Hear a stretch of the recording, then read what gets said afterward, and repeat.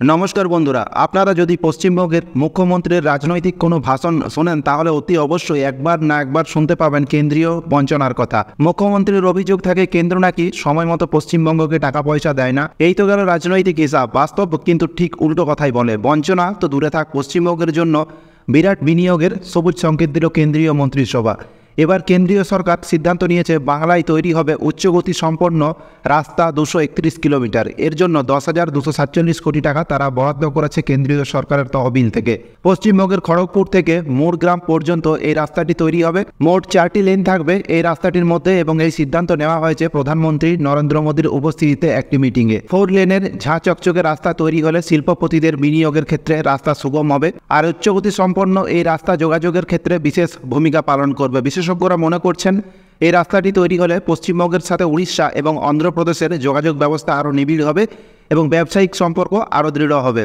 আপনারা সবাই জানেন সমগ্র ভারতবর্ষের ইতিহাসে সবথেকে বেশি সড়ক নির্মাণ হয়েছে বিজেপি সরকারের আমলেই। আপনারা যদি হাই কোয়ালিটি হাইটেক রাস্তা নির্মাণের হিসাব দেখেন তাহলে বিজেপির ধারে কাছে নেই কংগ্রেস সরকার। শুধুমাত্র পশ্চিমবঙ্গের রাস্তা তৈরি হবে এমনটা না, ভারতবর্ষের বিভিন্ন রাজ্যে আরও হাই কোয়ালিটির রাস্তা, হাই স্পিড রাস্তা তৈরির ক্ষেত্রে পদক্ষেপ নিয়েছে কেন্দ্রীয় সরকার। যেমন আগ্রা থেকে গোয়ালিয়র 6 লেনের করিডোর, তারপর আছে খড়গপুর থেকে মোরগ্রাম 4 লেনের করিডোর, গুজরাটের থারাট থেকে আহমেদাবাদ 6 লেনের করিডোর, অযোধ্যায় 4 লেনের রিং রোড একটি, রায়পুর থেকে রাঁচি 4 লেনের একটি করিডোর তৈরি হবে, কানপুরে 6 লেনের রিং রোড একটি তৈরি হবে, 4 লেনের গুয়াহাটি বাইপাস তৈরি হবে, 8 লেনের নাসিক খেড় রাস্তা তৈরি হবে। কেন্দ্রীয় সরকারের কথা মতো মোট 936 কিলোমিটার হাইটেক রাস্তা তৈরি হবে এবং যার জন্য বরাদ্দ করেছে 50,655 কোটি টাকা।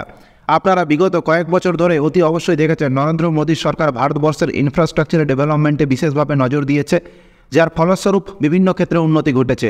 এখন পশ্চিমবঙ্গের শাসক দল রাজনৈতিক কারণে কোথায় কোথায় কেন্দ্র সরকারের বিরোধিতা তারা করতেই পারে। আমাদের দেশের বিভিন্ন সেন্সিটিভ এরিয়া, বিশেষ করে সীমান্তবর্তী এলাকা, সেখানে রোড ইনফ্রাস্ট্রাকচার বিশেষভাবে ছিল না। বিশেষ করে ভারত এবং চীনের যে সীমান্তবর্তী এরিয়া, যে সীমানার যে সমস্ত এরিয়াগুলো আছে সেখানে ইনফ্রাস্ট্রাকচার বিশেষভাবে ছিল না।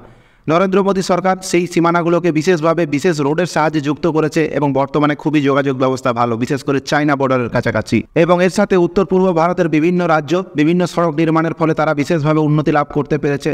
এখন যদি আপনারা বলেন এখনও অনেক কাজ বাকি, হ্যাঁ, এখন অনেক কাজ বাকি, কারণ 10 থেকে 12 বছরের মধ্যে সমস্ত মানুষের সমস্ত চাহিদা পূরণ করা সম্ভব না। কিন্তু আমার ব্যক্তিগত মতামত, নরেন্দ্র মোদী সরকার যেভাবে রাস্তাঘাট এবং যোগাযোগ ব্যবস্থার উন্নতি করেছে তাতে খুব শীঘ্রই আমাদের ভারতবর্ষের প্রত্যেকটি রাজ্যের উপর দিয়ে হাই স্পিড রোড আপনারা দেখতে পাবেন, যার ফলস্বরূপ ব্যবসা বাণিজ্যের উন্নতি ঘটবে, সাধারণ মানুষের কর্মসংস্থানের আরও বেশি সুযোগ হবে এবং প্রত্যেকটি রাজ্য আরও বেশি করে তাদের আয় বাড়াতে পারবে।